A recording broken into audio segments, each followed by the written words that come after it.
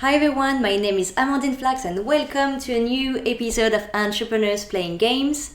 2 weeks ago I had a super interesting discussion with Freddie, Chief of Staff at Oyo, and today I have the pleasure to be joined by Tadas, the CEO and co-founder of Prodsight.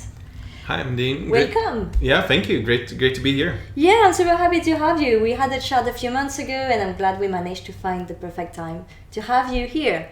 In the next hour and a half, we are going to talk about your business and your own story. We are also going to play some video games and we are going to answer your questions. So if anyone wants to ask us anything, wants to tell us more about what you're doing or have any question for Tadas, please join the discussion on the chat. Whatever platform you're using, we'll try to answer your questions. And that's the idea, to be quite interactive, you know. Also, if you have to go at some point but are interested in the full discussion, I am going to have the video of today on my YouTube channel later in the day. So it's youtube.com/Amandine Flachs. You can find there all my previous interviews. And in the coming week, I will also share the podcast edition as well as a highlight video. And check out all those different channels. You will find more content in the coming days and certainly by the end of the week, I think. So that's it for me. Tadas, are you ready to jump in? Yeah, let's do it. Yes? Great. So some people may have spotted you in the news over the past few days. There have been quite some good coverage for you after your announcement of closing your pre-seed round. Yes. So that's a fantastic news for you, and I have many questions about that. But first thing first, I want to know more about Prodsight, what it is. Yeah, absolutely. Happy to tell you more. So Prodsight is a company that came from my own problem that I had as working as a product manager before in a startup company. So for me as a product manager, it's very important to know what the user needs are. So once we identify the market segment we want to target, what these people need, how can we help them with our product or service?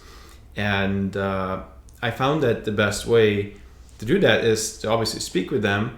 But as your organization scales, you kind of lose that personal touch where you cannot necessarily speak with every user one-to-one, and you end up getting feedback from many other sources asynchronously. So it might be support tickets that people raise, it might be survey responses, it might be reviews that someone writes about your product. And as in the company I was at, as we started scaling that, I kind of, as a product manager, I felt that I lost touch with those users, and I didn't necessarily understand what the recurring themes were. And when that happens, you start prioritizing based on your gut. So when you do that, you introduce risk into your process. You made an assumption about what your users need, you build something on that assumption, and then if it doesn't happen to be right, you might have either a failed feature or you missed an opportunity. A competitor maybe got it better than you, and you kind of lose that edge. So as I was working at the startup, I started kind of thinking about this problem more and more, and different processes I could use. So I obviously built an Excel spreadsheet, I had an Airtable, I had some integrations I did with Zapier. So it was like trying to build this solution. Then I kind of spoke to a few other product managers I knew, and I said, how do you manage this process? And they kind of told me similar stories, ranging from we don't do anything, we just kind of like get like a rough idea or rely on anecdotes, or they would have some kind of elaborate system that they built themselves. But no one actually had like an off-the-shelf tool. Like nowadays, if you want a CRM, you would just go and choose HubSpot or Pipedrive or something like that. When you want to analyze your feedback at scale, there's not that many solutions you could try, especially on the smaller end of the market. So that's the kind of core reason why I started Prodsight. But what it ended up being is it's kind of a few parts. So the first part is getting that data into one place, aggregating it together, and then running some kind of automated process that analyzes your data, extracts key themes, analyzes sentiment, and then helps anyone in your company who's interested in learning about customer needs to surface those insights in real time. So at the moment, Prodsight integrates with 3 different systems. We do Intercom, Zendesk, and Freshdesk. And we have built this automated process that does the thematic and sentiment analysis. And we now have live customers since March last year using this product as part of their product management process. So your target audience, if I understand correctly, are people who are already using some tools for customer support, to manage customer support, and you come on the top of that, right? Yeah, absolutely. So that was the premise for me. I wanted to make this product very simple. So if you use something like one of those systems I mentioned, you could just plug in one click, and then it kind of runs on top of that. So how easy is it for people to do that, to make this one click, to connect their own like Zendesk or Freshdesk to your solution? That's a good question. So with Intercom, we have a very simple integration where it's a simple, as signing in with your Google account or Facebook account on like a third-party site. So it's literally, you click, you authorize the permissions, and then it just runs in the background. Okay.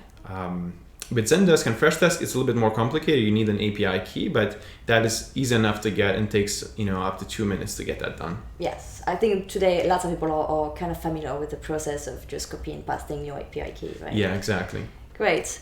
Also, interestingly, there have been a press release recently about your fundraising, and in this I found a quote from you that I found super interesting about data. So you said that companies today manage 3 times more data than they used to 5 years ago.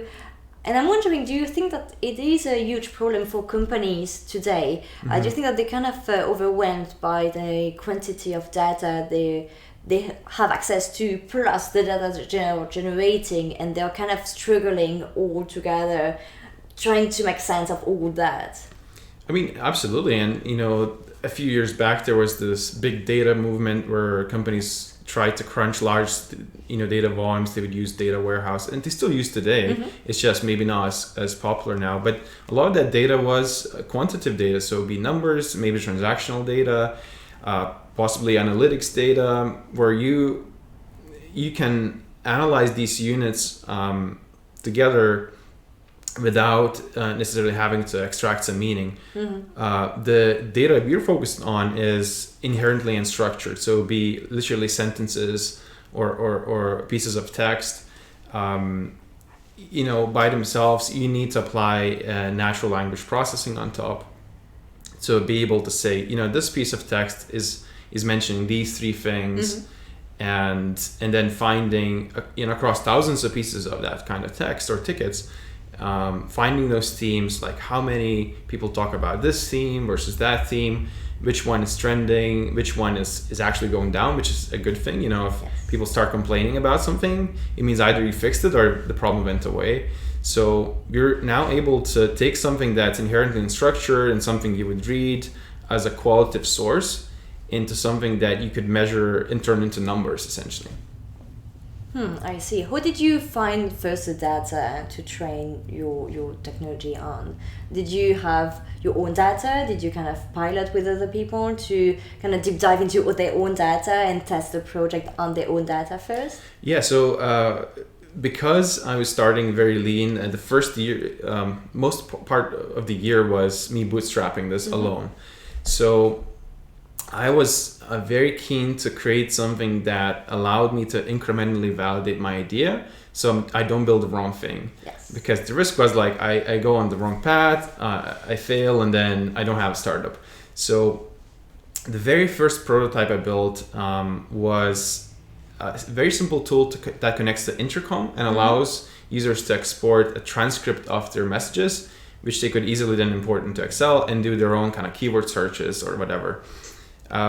So that was my very first experiment to, first of all, test whether users would be comfortable connecting to a third party for this part of the job that I wanted to do, and whether they would pay me anything. So the initial starting point was $5 per month. Okay. And all it did is just gets you these exports. So I launched the company in September 2017, as in like registered the company, and then a month later I had my first customer in the US. That's who nice. Connected, their data source, and they actually still to this day they're still using that tool. I didn't kill it off, but for me that was less about being able to sell something and more about validating those assumptions. So will people connect the data source? Yes. Will they pay something to help me solve part of the problem? And then I could then ask them questions like, what are you trying to do with this data? What kind of analysis are you doing? And then that became the foundation of the next step of Prodsight, which is another prototype product I built, which from the front end perspective is very similar in that, it had a simple dashboard you log into, connect your data source, but the actual analysis of the data was done by me behind the scenes. Okay. So I would sell these packages of analysis where it'd say, I would analyze your 1,000 tickets per month for like $200. And I had a bunch of companies sign up for that. And, on Saturdays or Sundays or whenever I had some spare time, I would read those conversations, analyze them, apply the appropriate tags, and then the reporting would kind of trickle down to the user. So that actually, we got that about $1,000 per month in MRR over a few months. And that became the foundation which allowed me to raise funding. Okay. Yeah. So I'm not an NLP expert myself. I couldn't build the automated system, but I went as far as I could with my own skills to basically validate that this is a problem, there's a market for it. Only if I could hire the experts here to help me with this, we would build the product and then take off. I love how you really quickly managed to get customers and that really quickly, as soon as you register the business, you immediately were focused on just getting something out there, getting your first customers, getting your product in the people's hands and getting feedback on that, and just iterating super fast. I mean, people generally try to do that, but you don't necessarily do it in a month or in 3 months. You kind of generally always push a bit. So that's super interesting. I love that. Well, thank you. That's something that a lot of product management literature is about. And I think in the first few years at a startup I was working at, I was trying to apply these lessons, but didn't necessarily got them right at the first try. And I think when I left that company to do my own startup, I kind of felt like I had a few passes at this kind of MVP approach. And I was better informed as to different approaches I could try to minimize the cost of building something and increase those iteration cycles. Great. I really find this super fascinating. I just want to say hi to Eddie, and that brings us perfectly to the right timing to some video games. Oh, exciting. Now we have a better understanding of what you're doing, and you already gave us lots of hints on the company story and the different stages, so lots of things to dip further into in the next part of the interview. But now let's play some video games. I selected today a game that is kind of fun. I've tried it this week and it was just so funny because you're just messing around. So the name is Octodad. Okay, I haven't tried that one. Is that an Xbox? No, it's a PC version. Maybe it is on Xbox. I'm not sure. We are playing with controllers for sure, but I don't have any console. I'm a PC gamer. All right, let's try it. I'm excited. Do you play lots of video games? I did play a few games on Xbox, but I was kind of disappointed in myself not being as excited as I was as a teenager playing games. It was like I lost some of that excitement, I guess. Oh yeah? Life got to me, Yeah, I think it's so just hard when you're busy, when you're an adult, to do everything you need to do. If additionally to this you really want to get into a game, it's like a book for me, you want to really be in the story, to really play, and you can't just be like, oh, I'm just going to play for an hour and then do something else. It just doesn't work. You need to really need to commit to it a little bit. Exactly. So when I start a game, generally I try to make sure that over the coming weeks I have the time to get back to it. Otherwise, Awesome. So what kind of game did you play? I actually got, I say I'm not as excited about games anymore, but actually I did get quite deep into Red Dead Redemption. Oh, it was it's a Rockstar game. Yes. So as you can see, I am just setting up the controls.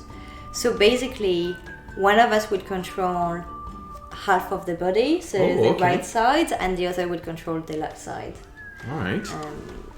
Which is quite difficult. So it is a super simple game. I'm going to start a new game, so that means that we're going to have the cinematic and the introduction and everything. All right, cool. I'm going to switch the visual so everyone can see the game now. And basically we will just need to do simple things of life, things that you would do normally or not.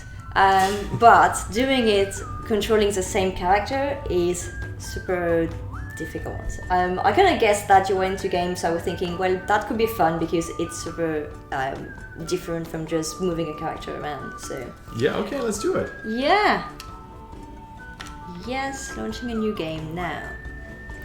Please, everyone, if you have any questions, feel free to jump on the chat anytime. If those questions are kind of hard, I'll make sure I'll keep them for later on when we get back to the interview.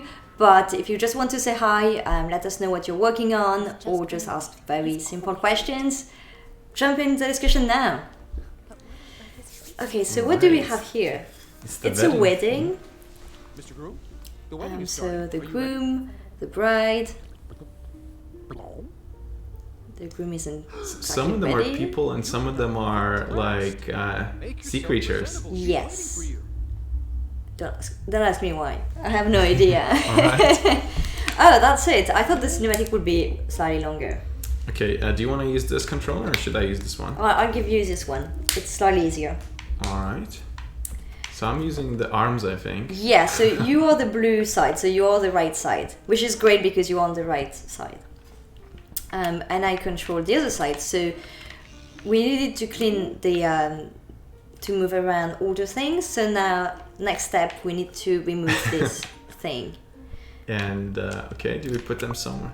I think we can just throw them away anywhere, like, as soon as it's just out of the way. It's kind of the introduction for the controllers for us to understand. Seems like it's getting harder now. We need to unlock something. Yes, exactly. So one of us must have the key in their hand. But I have no idea who. Oh, I think I do. Oh, yes, I grabbed the key by mistake. So I can try to open the door. Do you need any help? I don't know. Oh, there is also There's two locks. Okay, I didn't notice that. All right. I think it's done.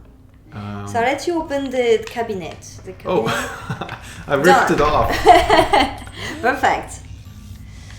So now there's something else. Right trigger. Oh, we need to walk. We need to learn how to walk, right? Yes. That's going to be hard. So let's try. Oh. Okay. We do it. Like I think we're killing it. Get out of the door. Yes. I don't know how exactly. Wow. Okay. I'm just mashing keys now. Yeah, I think that's going to be the case really quickly.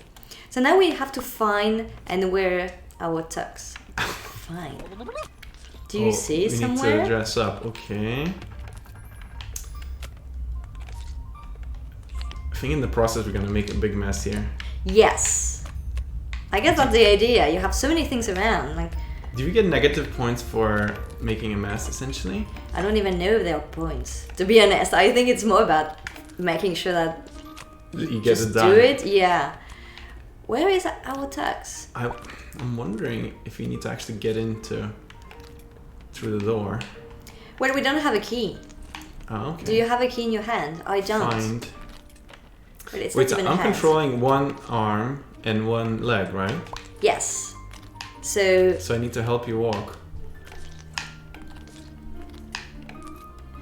Okay. I think I'm controlling the red part. So you have the blue part. Yes, I'm the blue. Okay. Oh, dressing room. Cool. Yes, that could be here. Okay, Oh, we have we the found tux right it. here. Perfect. How are we going to put that on? Oh, okay, It just we works. have it on. It just works. Which is good, otherwise it would be quite tricky, right? All right. Oh, we need the keys. Oh, there is a key over there. Oh, you have it. You have I it. Don't drop it. I don't know if you can actually just drop it. I think your hand is stuck. I dropped it. Oh no! But I took it now? Yes, you have it. Which is confusing is that you can't control the camera. Okay. So now you have to be precise. I put it down. Okay. Can't help you anymore. Oh. Oh, it worked. Okay. So oh no. I need to find out. Why do I have this chair? I think you can just press A and it will be this fine. is ridiculous. Yes. Find your bow tie. Yeah. No, that's not it. Maybe at the end of the alley. This is an excellent game. It is, right? And it's just a tutorial. It's just so hard. Wow. Oh, it's over there. Okay. So it seems to be a church. Okay. It seems to be a church for that. Smash them up a little. Yes, that's fine. I mean, present. Oh no. Oh no. Broke the glass. But I can see it. Oh, I got it, I think. You got it, yes. Now put it on. Oh. Oh, we both have it. Okay. Let me release that. Yeah, that you have it. You How need do to you put it become on. translucent? I don't know. I think because we are on the table, like in the table, kind of between on and off. Doesn't help. Oh. Did you lose I'm the doing bow the dance tie? moves now. Yes, and I think you lost the bow tie. I don't see it in your It's hand. under the table. You didn't say anything like, yeah, she's not going to notice. We got it. Oh, we got it. Okay, Let's fine. just walk out of here. Okay. So you can see what's going on. Okay. All right. It's still getting transparent. I have it I don't now. know why. But how do I put it on us? Oh, that's a big question. That was your back, but Okay. let me think. I think Put on the bow tie. you control the high with with one of the stick, and So I think it's the height hard. is oh, it's done. You did Oh. it. awesome. I was just mashing the keys again. That seems to be the way to do things. Well, Event have to you swing. seen the new key? I haven't seen any other key. Okay, at least we have some indication on where to go, which is helpful. Event this way. Lift that gate. Oh, I see. Okay.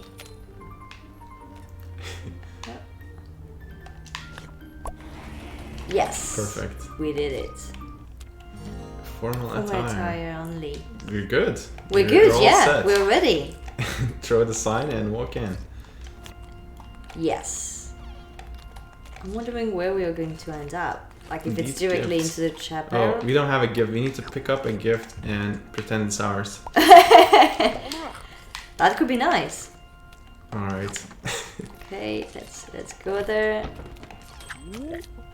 Wow. We need to do it safely. Oh, I think we missed. Oh, can we just go there? Maybe if we don't hold anything. Got some lights. Yeah, I think it's people looking at us, like because we're doing something really odd Okay. on our wedding day. It's like just oh. But that's that's the true us, right? Yes, sure.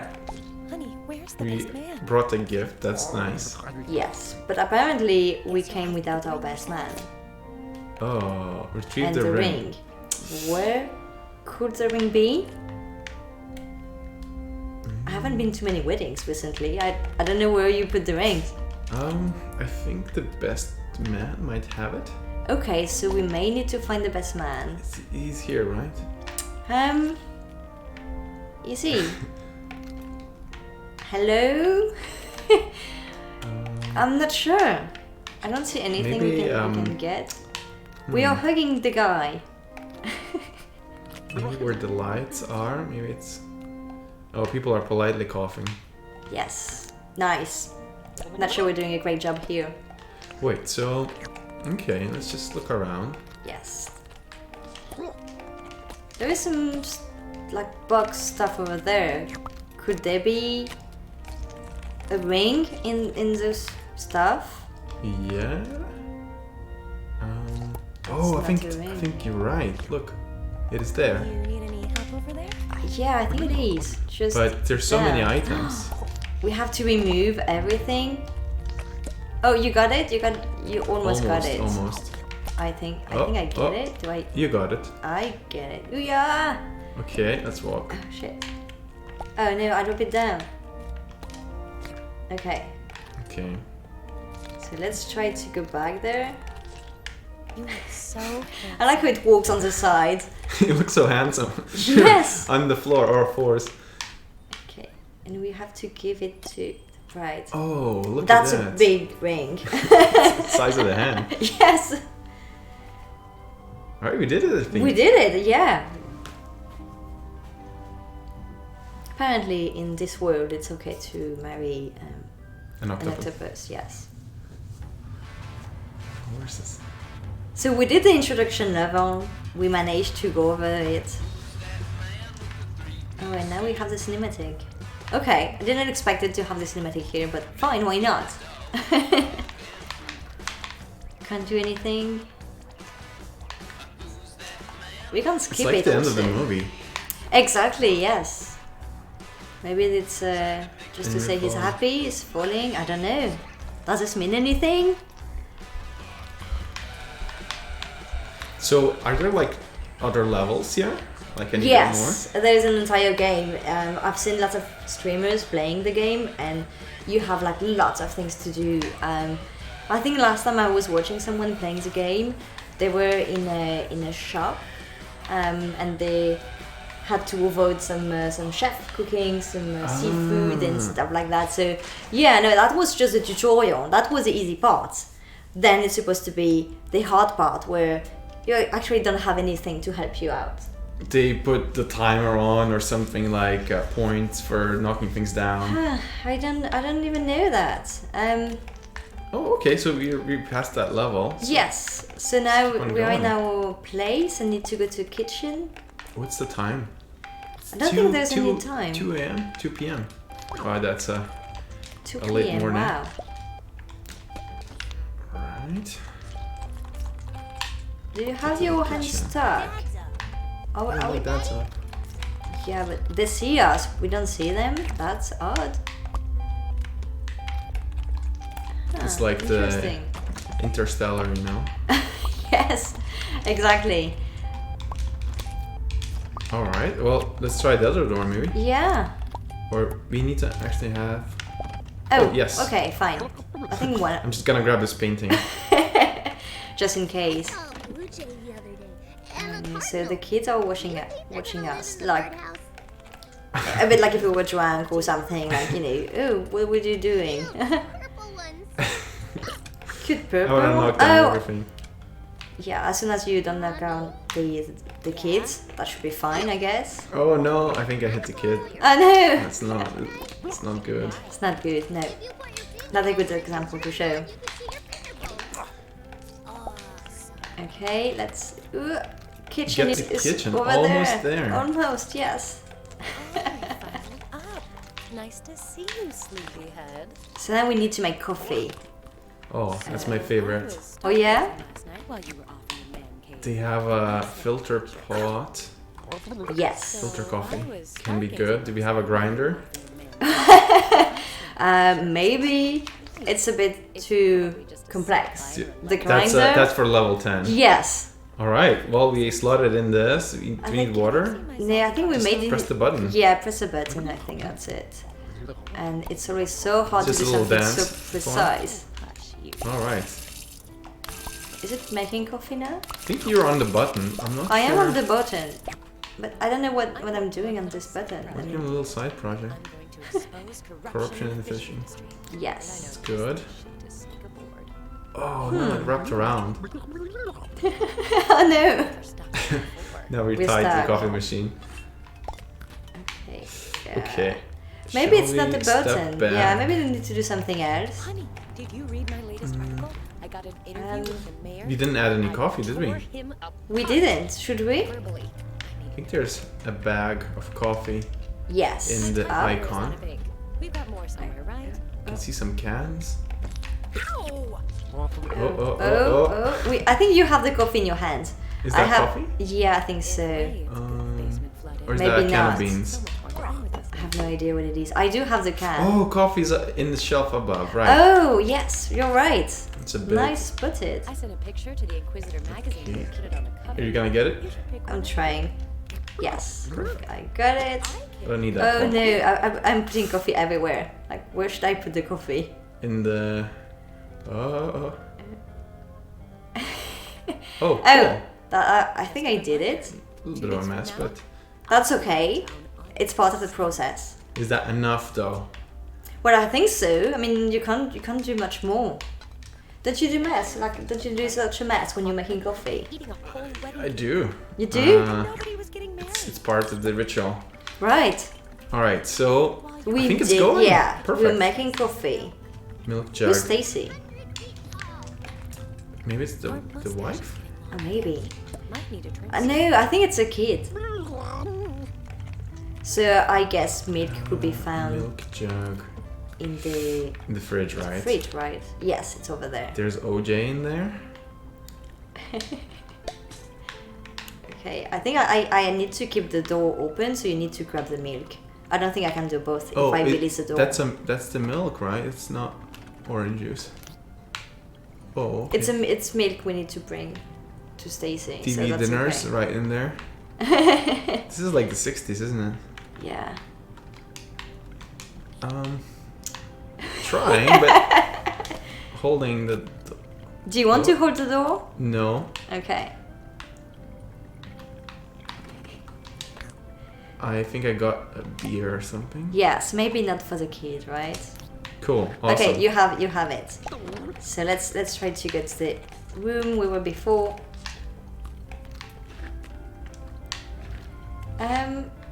Oh no. Oh no. It's brown milk. I don't think it's good to drink. I don't think this is. I don't know. Don't you think it's milk? Probably is. Well, also if it's Oh no, I dropped it.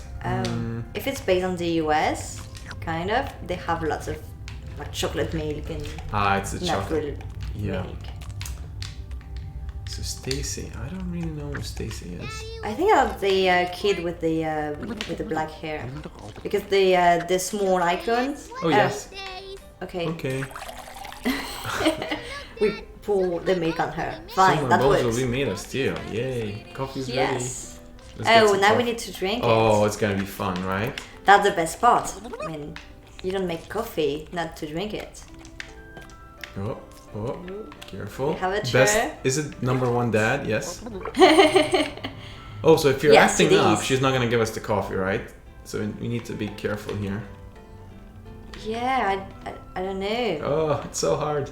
I made Oh, coffee I have the just coffee. like We both have the sea coffee. salt and Oh, it's on the No, floor. no. It's on the ground. Who are we Need going to to drink. drink that? Oh, Okay, well, it Scalding worked. hot. It worked. go to the back. Okay, hop, backyard. What are we going to do there? I need you to take care of some I need chores you in to the take backyard care while I get when I some get some work done. There's grass to The mow, grass. weeds to pull, Oh yes. So American. But it says grill and serve burgers, so we need to do burger apparently. Oh, cool. Oh, I think we have lots of different objectives. Any chance you know where to find an M1 So, but it's just one at a time, right? It's Yes, the one at burgers a now. time. Okay. Is this car thing the grill? It looks like the grill. Are hamburgers really made out of ham? No? Oh. You got the Wow. grill. I Oh, got you the got the top lid. part. That's yes. good. So I'm just gonna So put you this can down. put the stack down. Sideways. Such a beautiful day. Well, it's a way of cooking. The sun is shining. I don't mind. Oh, it's on the ground. floor. Are wiggling. But I think we're Is not it- going to oh. get it under 3 seconds. So, grill and serve the burgers. So Is what it about we grilled? drop it down for a few more seconds? Yes, Get this I think one. now it's grilled. Like it changed color. And I Oh, still oh. have the lid in my hand. Oh, I think it's getting dark. Oh no. Yikes. Do we have any plate? Like, Oh, what do you everything is serve a ready. burger? That's so handy. Oh right. Okay, we just need to put it there. Fine. And to get the other one on the grill. Don't get too Okay, I'm comfortable trying. here. I've got a Yes. busy day planned for the Oh, whole it's on the We're ground. kind of other way around. Like we're doing it with our back facing the grill. One hand.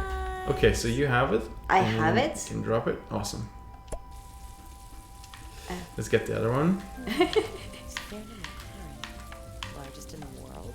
Oh shit. We'll just see. No, That's I undercooked. took it back. That's I took it back. medium Too rare. early. Well, it could work depending on what the expectations are. Yeah. Okay, I need to Okay, get it. that's- Ah, no, it's burning. Ah. All right. I think they're good. It's just that Yeah, they're on that's the floor, okay. but It's that's fine. it's a bit. No one. We're gonna dust them off. Yeah. 5-second rule, right? Yes, exactly. 5. I thought it was 3. But I don't think like one of them is really cooked. Oh no, it's done. We did it. They don't really mind eating something that is a bit raw. So with the garden. What does this mean? With the garden. If I could fly, Oh, remove Red the wheat. bushes maybe. Oh. Right. Can we interact with the bushes? I'm not sure. No! Oh, my flowers!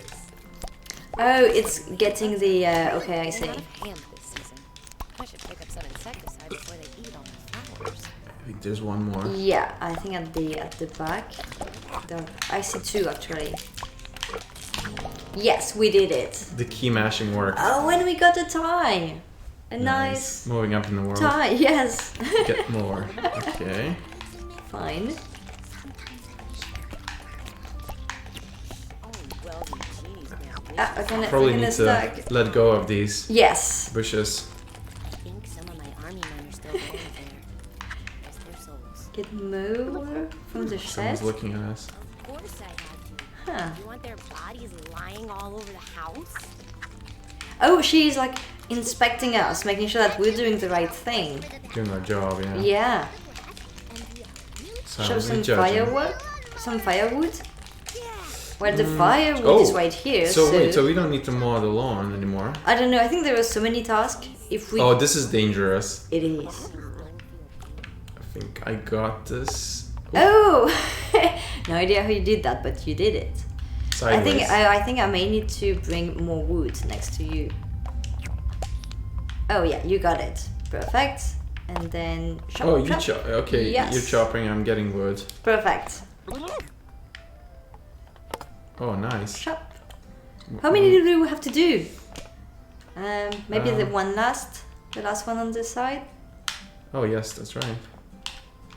Yes. And I think that will be it. Awesome. Oh, yes, done. That was so quick. Now It was. the mower thing, right? Yes. Keep coming back to that. No idea what to use for that. There is a small icon, but I'm not sure what it is exactly. Oh, the shed is over there. Awesome.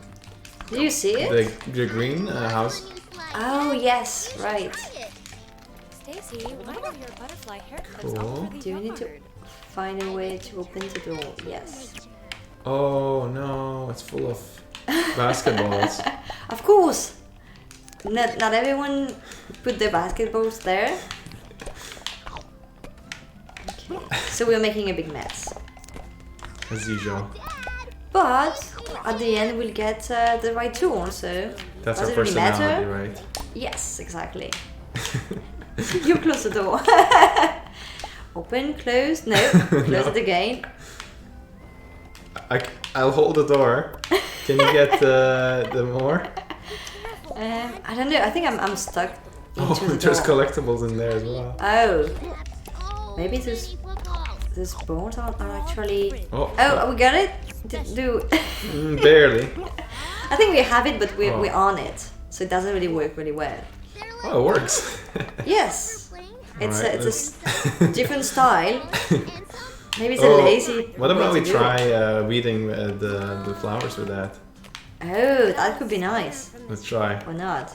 Come here, honey. That's I too wonder if anything. that's gonna work. If this thing were any I bigger. don't think we can just go over the stones. Oh, Oh, yeah. yes, it works. Oh no, we're just destroying it. Oh no. Well, I would mow the lawn, but I hurt my knee last Okay. fall. Oh, that's Halfway there. that. Yes. Foot at Oh no, no. Going round and round and round it. Okay, we awesome. we Got got that. this one. There's a patch here. You're mowing the lawn. Yes. Reminds me of this one episode of All right. Seems like you're ahead of the actual mower somehow. Yes. Win the future soccer match between Earth and Pluto, and they do. And Dad, are we It's funny because it's so simple. Like it should. It's a silly game. It's just yes, but it's so difficult because when you're focusing on trying to control one hand, then you realize, oh shit, I need to control the feet too. Alright. Hey Dad, I saw that crazy chef guy. And is it a game that people can just play online? Is it available? Oh yes, yes. I found it on Steam, and it's actually quite popular, with lots of people playing it with streamers and lots of yeah, So, for example, if someone wanted to play like online, yes. can you have someone connect? Now, through yes, Wi-Fi? now you do. They have this new feature on Steam where you can play the same game, like a co-op game like that, but Mhm. not just with someone in the next room, but with someone far away. I haven't tried it. I don't know exactly how it works, but it's quite new, and it's super nice when you want just to play with people. And when you want to play a game, but you don't have anyone to come over. You know, I think Steam might be quite good for co-op games, because what I noticed now with the PS4 and Xbox is a lot of co-op is now kind of online multiplayer, Yes. as opposed to like a good old sitting on a couch like this. Yes. So I found very few good games that Did it. have Okay. a good couch co-op. So I propose now we get back to the interview, because otherwise we can play for hours. All right. And yeah, but I really agree with you. Definitely more co-op games, and I love that. And it's good because I'm always trying to find new games. So more co-op games is always the Yeah. best. But yeah, pick. let's get back. Just going to change the view and remove the game. Just give me a second. And everyone, please feel free to jump into the discussion, ask your own question now. We are getting back to the interview, so Right. you can, ask the difficult questions now. Especially I do have lots of questions for you about your fundraising and the product itself and your own journey, of course. But yeah, if anyone wants to just jump on it, ask anything also, I make sure that your question go first before mine, or just coupled with mine. I don't know. We'll see. All right. So it was super fun to play the game. Silly but super interesting. Yeah, really good pick. Yeah. I think I must try that with my I always wife. try to find something surprising. I don't want to have someone who knows about game coming and be like, oh, that's just simple, So if it's someone who knows about games a bit, I try to find games that are just silly or just very difficult to control. Yeah. But in the same time, it has to be super short and super easy to get on. So always tricky, but I'm super happy you liked it.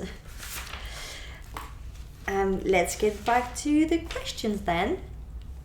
So we talked earlier about your startup Prodsight. You explained the model, how it works, and how it works with existing customer support tools. And I'm wondering how it's like to build your startup on the top of another product.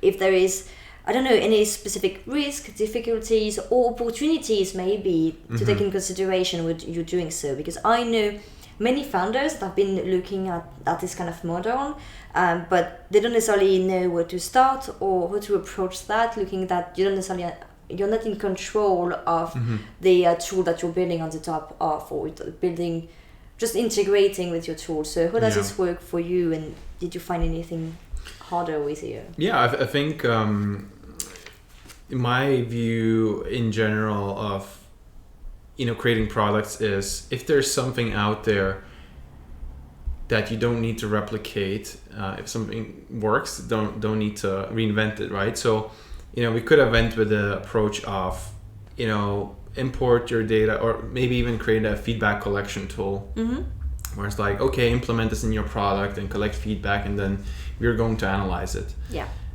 But that would introduce barriers.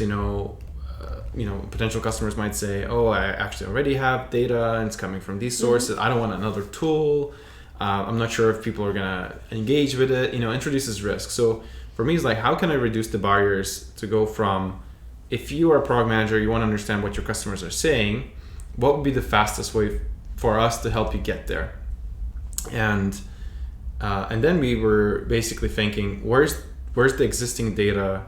Like, is there existing data that could give you that insight, and where is it located?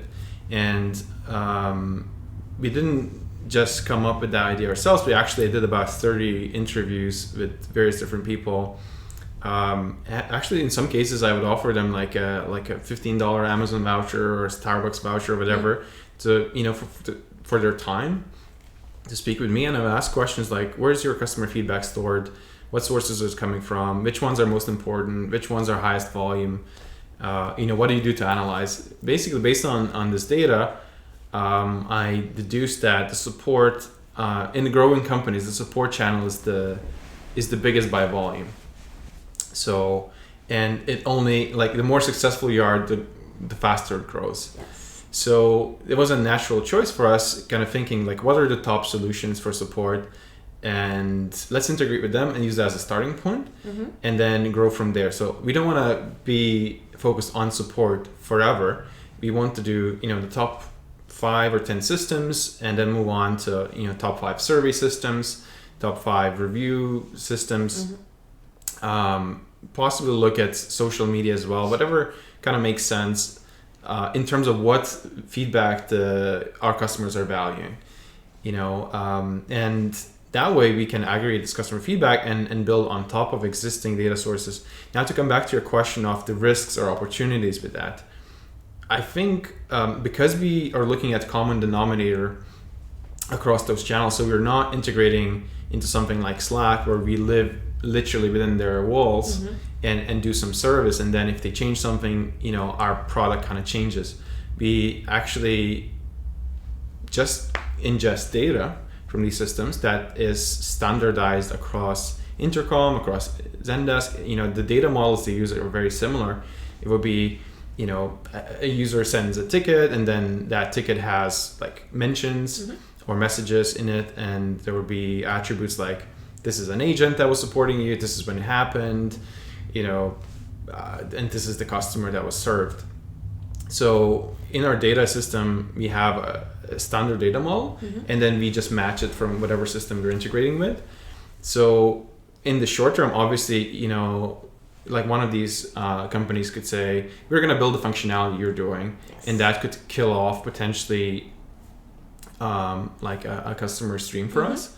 But at the same time, they have a suite of products themselves. They have other priorities, and although there's value to be had by this analytics layer on top of your customer feedback, that's not necessarily the core priority today. And also, because we were more focused on that, this is like our bread and butter, we're likely to build something that's deeper than whatever end up being part of these companies' roadmaps. And on the positive side, we actually work pretty closely with our partners. For example, the Intercom, we go to their events. I actually met most of their partnerships team, either face-to-face or through kind of online chat. A lot of the partnerships team in San Francisco. I'm heading there next week, and we might catch up with some people there. And we're trying to understand, what do they want the partners, how they want the partners to add value, what kinds of things that their own customers are requesting, how can we mold our product to add more value. And obviously from their perspective, any partner that could provide the service to their customer as a third party means that they don't have to add that to their own roadmap, and they can focus on their core. So a lot of scaling companies like Intercom, like Zendesk, they have a lot of functionality in the suites of products, but then they augment that by having a partner marketplace which basically whatever need your customer has, it's likely to be catered either by themselves or by a partner on the store. Do you think that having this close relationship kind of help you,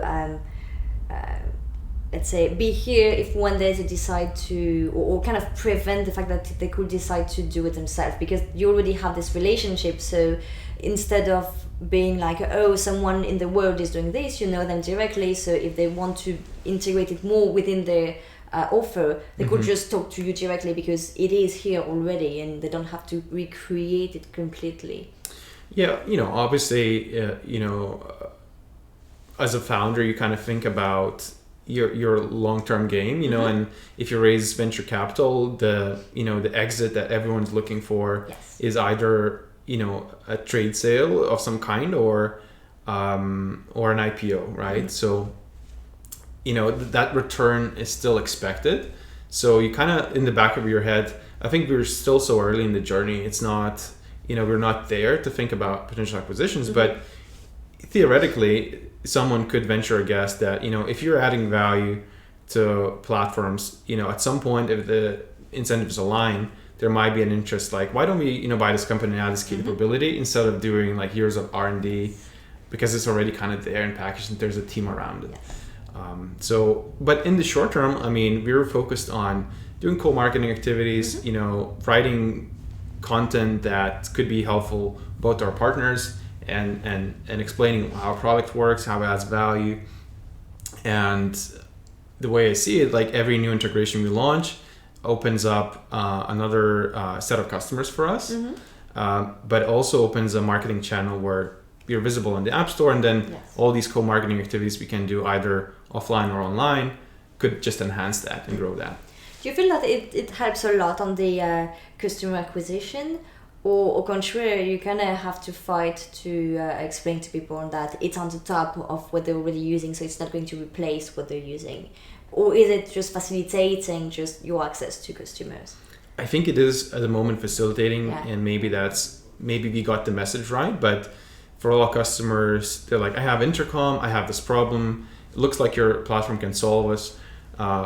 Let's jump on a call, let's just hash it out and see, if it's something we could use. And we actually saw that for the customers that, have this growing volume, they kind of losing touch with customers, want to be more data-driven, their decision, that's a phrase that kind of comes up a lot. This kind of feeling that, are we really making these informed decisions, or are we still hedging on our hunches?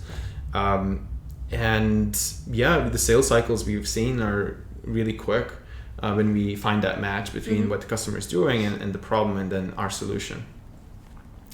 We have an interesting question from Federico. Hi, I hope you are doing well. I haven't seen you for the last episode, but I'm glad to see you here today. So Federico asks, can you tell us a point where you or your startup struggle and how you turn it around?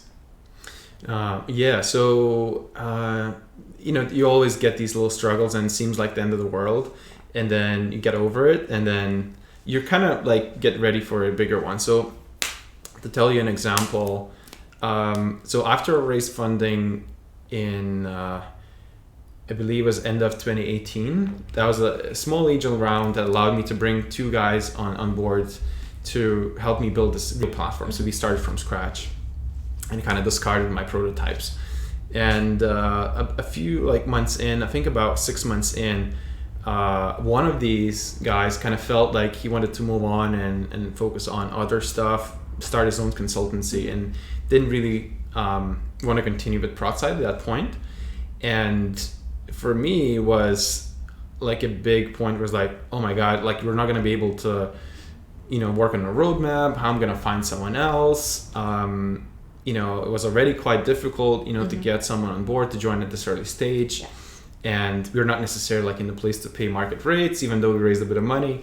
And I was like, it's going to be the end of it. But actually what happened is the remaining engineer, Marcel, who's our head of engineering right now, he, accepted the challenge and actually taught himself the remaining pieces of code base and could actually maintain that over the coming months. So even until today, we didn't need to replace that talent. But now Great. with this next round of funding, we're going to bring that back, and increase our capacity and ability to do more things. So, that's an example of what I've thought of at the time as the end of the world, turned around into something positive. Yeah. At the end, you have to make it happen anyway. So whatever happened, you have to find a way to overcome this, right? Exactly. You mentioned your fundraising, and I have lots of questions about that because, well, for lots of entrepreneurs, fundraising is a huge step. And also it raises lots of questions always. And I kind of hear always the same kind of questions. So I would like to know more about how it happened for you. So you announced this week that you closed your pre-seed round with an additional 400K of investment, which is fantastic. Congratulations to you. And I'd like to know more about what was the hardest part on during this process. Yeah, so I think the process or the learning of how fundraising works started, when I did my first angel round. At that time, this idea of raising funds at the early stage, having never done that before, felt like, who am I to raise funding? I don't know investors personally. A lot of the advice that comes from the US or podcasts like Y Combinator is like, just do your family and friends round. Unfortunately, Sure. I didn't have investors or people those amounts of cash as friends or family. So for me, it was going to be external investors, and I kind of went into that process quite dark. I knew roughly how it works, but I didn't necessarily know how to take an investor that you never met before into someone who says, yeah, I'm going to invest in your company. So there were a few key people that helped me get the first introductions, and then that kind of got the ball rolling. So there's this guy I was based in Edinburgh at the time, and there was this guy who was running a small accelerator called Seed House, and I got introduced to him, and potentially we're talking about joining this fund, but the two roles I needed to hire for, the program they had didn't quite cover enough that we needed. And I said honestly to him, like, I love what you're doing, it's just we need a little bit more. And he said, no problem, I'm going to introduce you to some more investors, and let's have a conversation. So we went for coffee, we're chatting about various different things about Prodsight and my story. And then at the end of the meeting, I didn't really know what kind of action I want out of. I didn't want to say, are you going to invest or not? Didn't feel like I want to push my luck. And these two investors said, yeah, we're interested. And that ended up in us having another conversation, and then a verbal commitment for investment, which I then leveraged to basically use with other investors as a proof of, that there's someone interested. Yes. And then we end up closing that round in about 4 months in total, from the beginning to end. Okay, that's nice. That's actually not bad at all. I think lots of people expect to spend lots of time, but then you never exactly know. Like, you try to be super proactive and try to condense everything, but it's hard to also keep to this time frame. So yeah, that's super interesting. Also, are you already preparing for the next one? Like, it's pre-seed now, so seed is coming at some point, I guess. Yeah, absolutely. Are you really preparing for that? Have you already maybe talked to people that you weren't exactly the right fit right now, but maybe for the next round you could be a better fit? That's absolutely part of it. I think once you start fundraising, there's always going to be investors you've spoken to, it wasn't the right time. There's going to be investors that discover you because you did a round. So it's a constantly evolving process. So I guess as a founder, you're always fundraising because you never know when you're going to meet somebody. If you do that actively, sometimes it might be too late in the process. And if you try and rush around, that could lead to all kinds of bad outcomes for all sides. So there's been conversations as part of this round that we're at that stage where maybe we don't have enough traction, or there's proof points to convince and do a bigger round. So those conversations are ongoing, but there's also lots of people to meet. However, as a founder, you also need to prioritize what's important. There's always like one or two burning things. The fundraising, just after closing a round, although it's a great time to speak to investors, you don't want to make that your number one priority. Sure. Because you're not going to get the work done product-wise or customer acquisition-wise to the point where it is actually attractive 6 months down the line. Mm-hmm. So I'm taking slow on that side in the first quarter, and then probably going to have more conversations and more focus on that. But we're obviously starting a new year with a fresh round of funding. Mm-hmm. We have budgeted for a few new roles, but we're not rushed to close anything that wouldn't make sense, and it's a good place to be. What are the first role that you are going to try to bring on board in the company now? Do you have a specific focus on a few roles that you want to hire right now? Yeah, so the first role was the head of marketing. Mm-hmm. To someone really own, it says head of marketing, but it's really kind of the entire commercial role. Okay.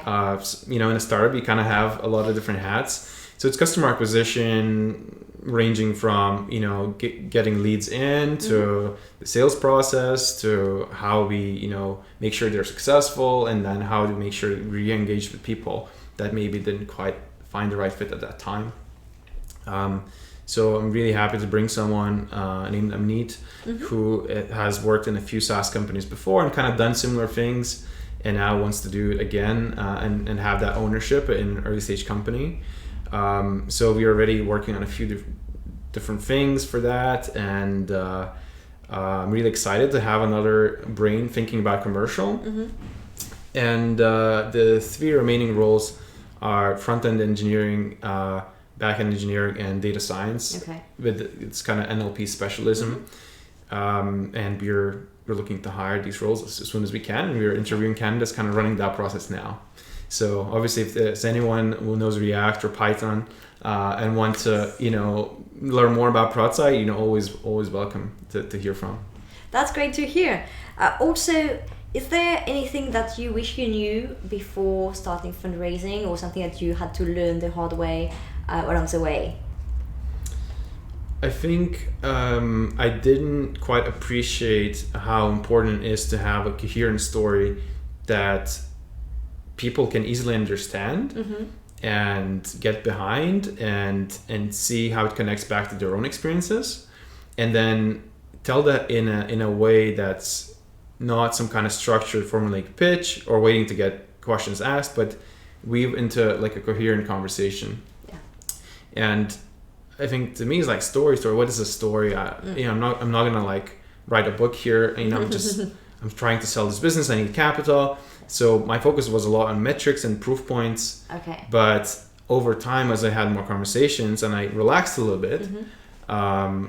And also hearing how people respond. So you'd say something like a proof point that seems interesting to you. See how people react. If they react positively, or if that triggers follow-up questions, you can then make that part of your story, and that happens naturally, kind of behind the scenes. So I would say my recommendation for founders fundraising is don't be afraid to have conversations without having all those things figured out.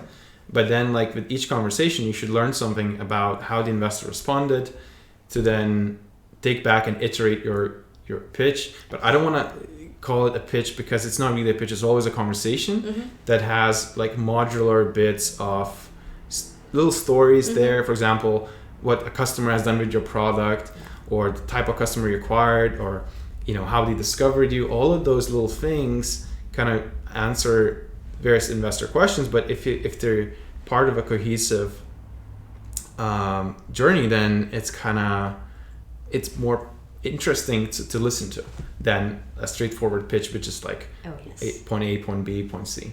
I think for that, office hours organized by venture capital firms, mm-hmm. it's super helpful, because even if you're not at the right stage, mm-hmm. you can have and learn a lot from the question they ask you. And so I've been mentoring lots of startups, doing some events sometimes, and I think what's really important for them is to hear the kind of question and tell them that's what is the kind of question people are going to ask you as soon as you're going to start pitching them. Mm-hmm. And I think it's super helpful for any entrepreneur. So office hours, I would definitely recommend for that. I think it's a good exercise point if you don't have in your network already the intro to investors. I think absolutely. Investors obviously will ask more specific questions, but sometimes even speaking to founders or mm-hmm. someone completely random in a meetup, that gives you that opportunity to practice. Yes. So,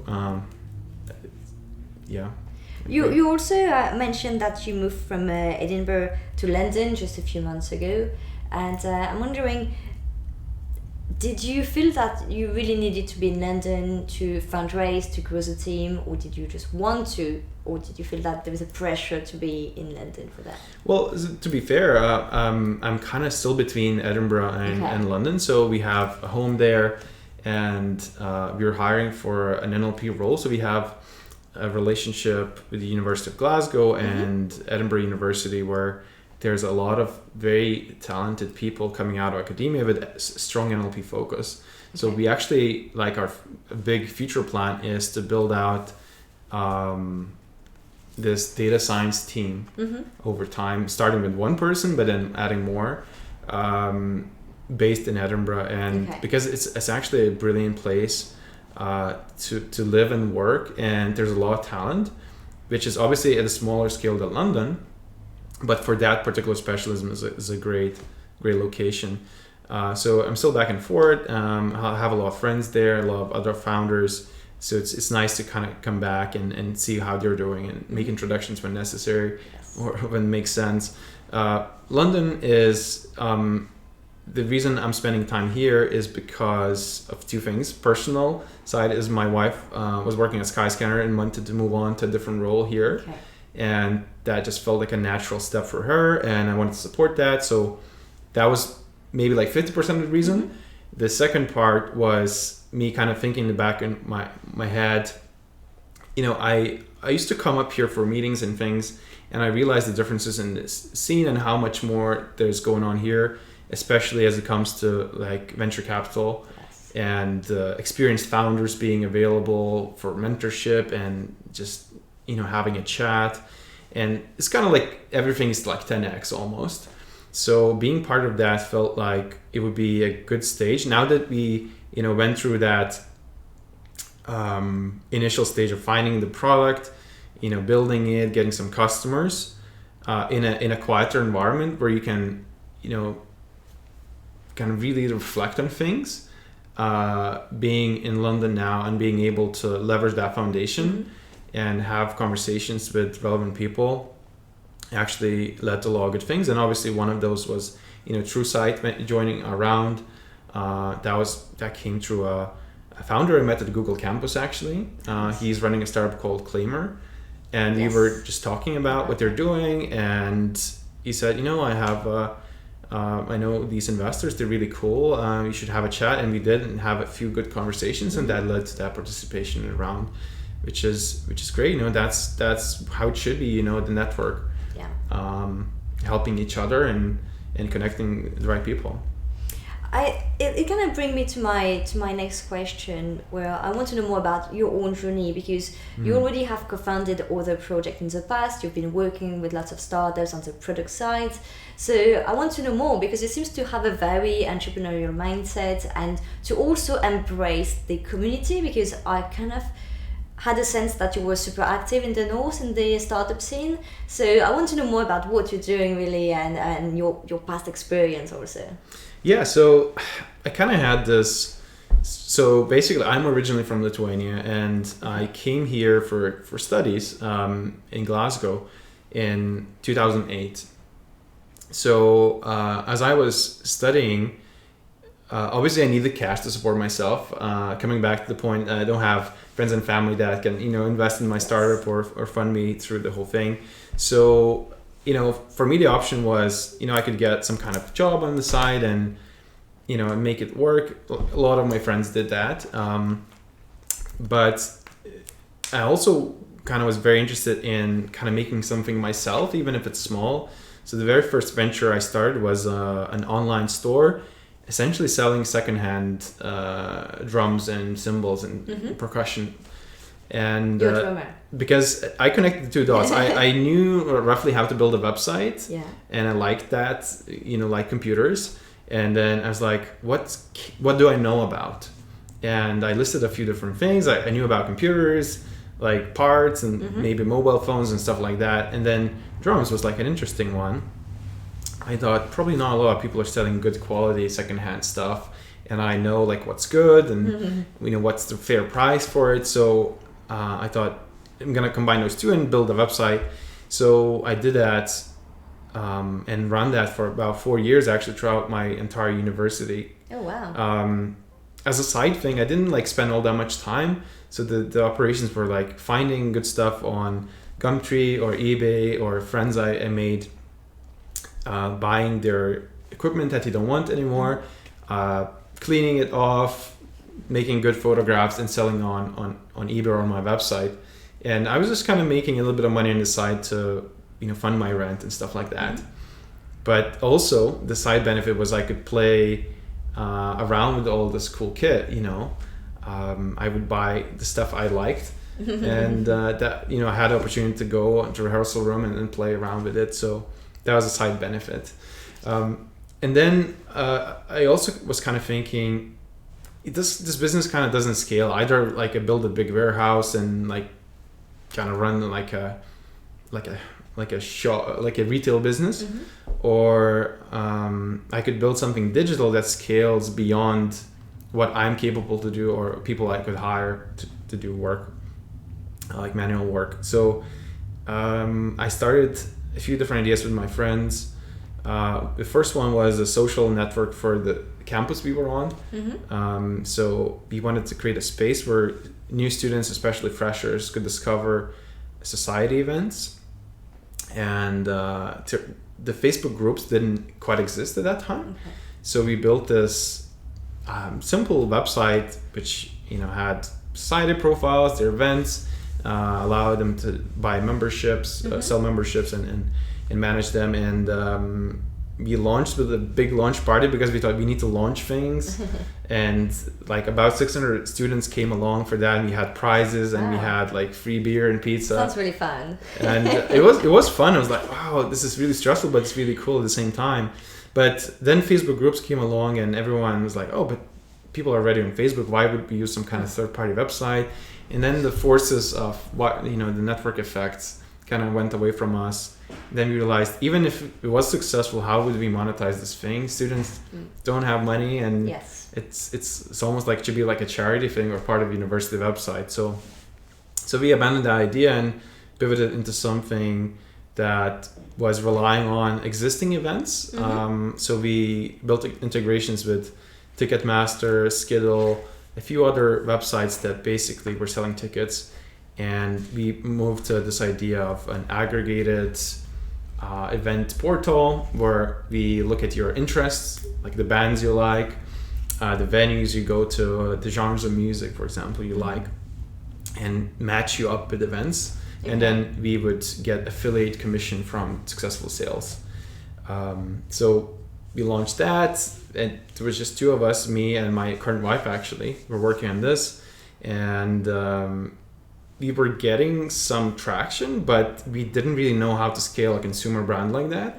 And we were coming up to our graduation time, and we had this thing which is kind of like, it's kind of working, but it's failing, and we don't really know how to grow it without like real work experience, and wanting to graduate and just move on. And we just decided to park the project, graduate, get our jobs, get some experience and work with other people.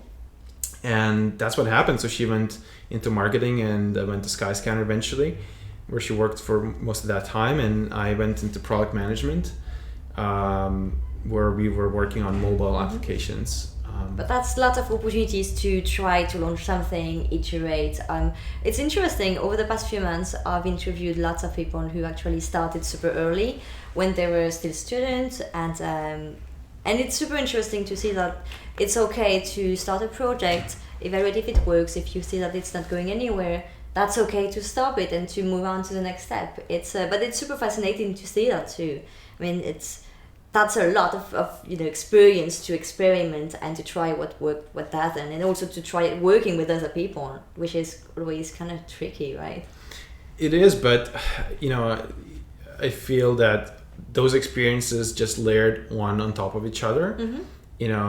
Some people hit it lucky the first time they start the venture, and then successfully sell it, and then they're a serial entrepreneur. Although I've tried a few ventures, I don't yet think of myself as having any kind of success on my belt. I just have a lot of different experiences of like touching things and seeing how they could go wrong or could go right. And I think that foundation allowed me to move further than any other venture with Prodsight because of those past experiences, not because I'm lucky this time around. And I feel like if I was to try another startup in a few years, I'd probably do it even better in some way, you know. But one thing you need to not forget is that, you know, you need to create something useful. And I think that's why this process of like finding out what people actually need, especially in the crowded market where there's so many products being launched, I think that's like the foundation.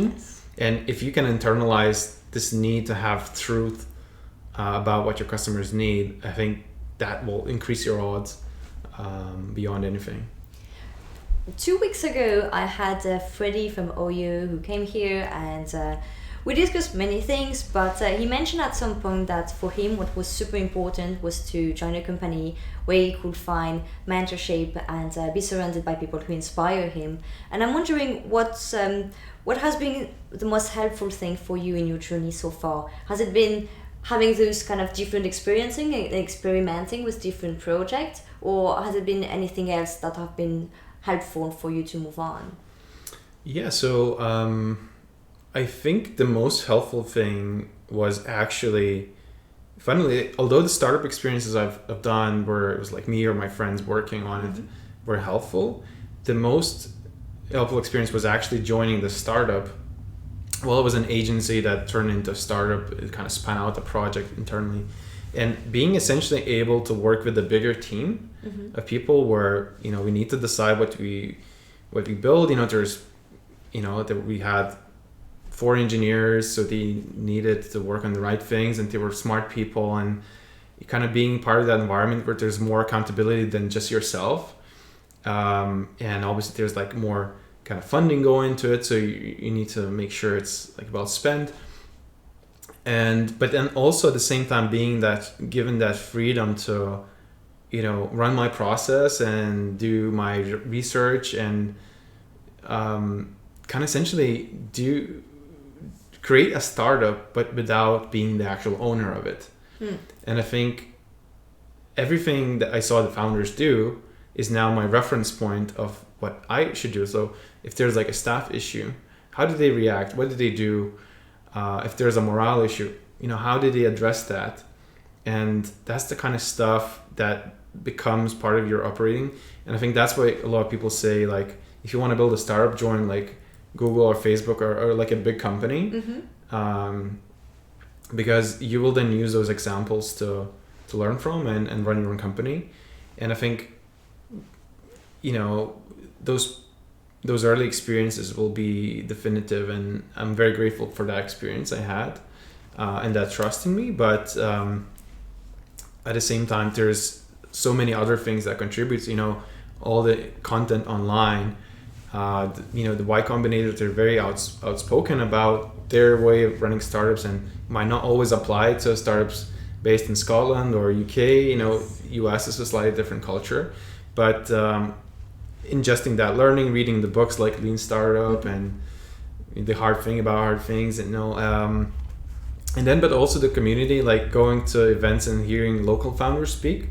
Those experiences are more relatable in the environment you're in, and then obviously you can build a relationship and kind of learn more as you go and have a sounding board.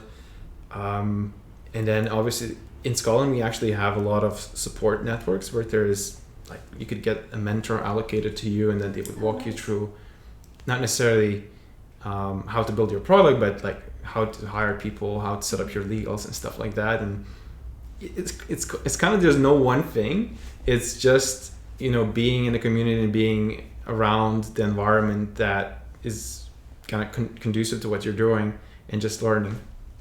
You were also exhibiting at TechCrunch in November in Germany, right? Is there any other place where people can find you, maybe to hear more about what you're doing, or just catch your brain? Any upcoming events, or maybe something online also?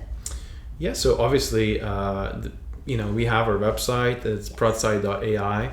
We have a blog there, so we start writing more content. We have a Medium page. We're on Twitter.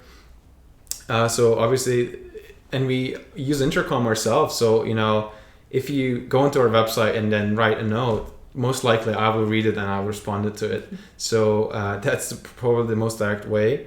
In terms of events, we're heading to Startup Grind Global. Okay. In Silicon Valley. So that's 11th to 12th of February, so next month. Very excited to be participating in a conference that size. I've never actually been to San Francisco before, or that part of US.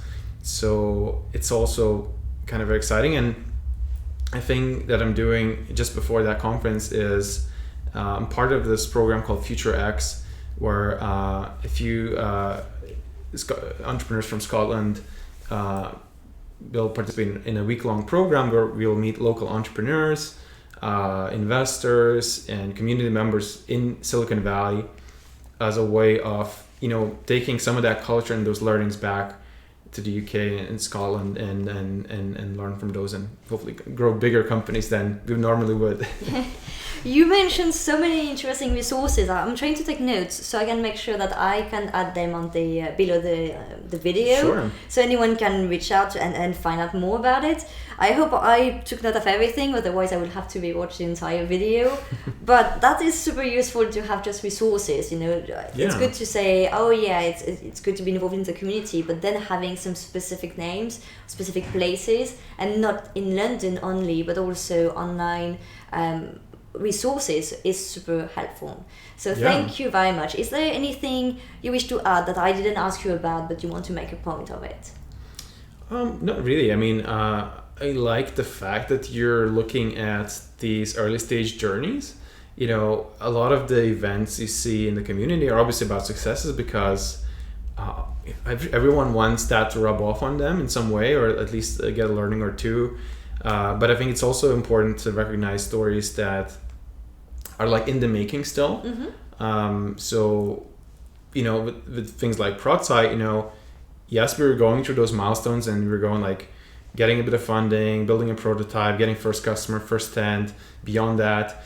But, it's not a given that this company will exist in 5 years, and we're still like in the trenches fighting for that survival, because the de facto is, it's like the default state is that it's gonna die until you reach that point where it's an inflection and you're like profitable. Yes. And it's still a way away.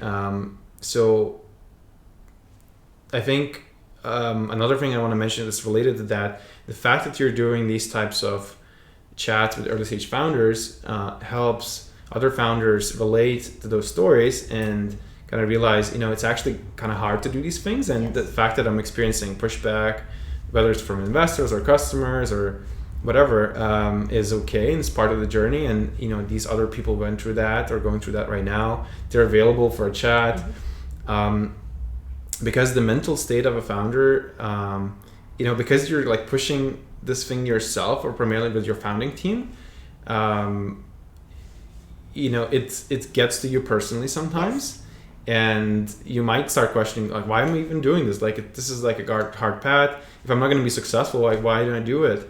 And I think those stories are part of the support network where people feel to get like another better life and keep going. You precisely define why I'm doing this. You asked me just before the interview why I was doing these interviews and what I get out of this. And that's it. That's about people having all those questions, and you want to have founders talking about those different stages, because it's okay to struggle with different points because everyone else does. So it's good to talk about how you overcome that. How did you think? And if I ask you the same question in 5 or 10 years, you won't answer the same way because you have been through so many other steps that you're not going to be in the same mindset as you were when you started. And I feel that there's a gap here. But I really appreciate that. You found this Thanks to interesting, you. and I think it's also a nice exercise for founders to get to be asked the first questions and to do quite a series of interviews. Yeah, of course. But thank you very much for joining me today, and I would like to say a big thanks to everyone watching us. We've been live on quite many platforms, and it has been an absolute pleasure to have this discussion as usual.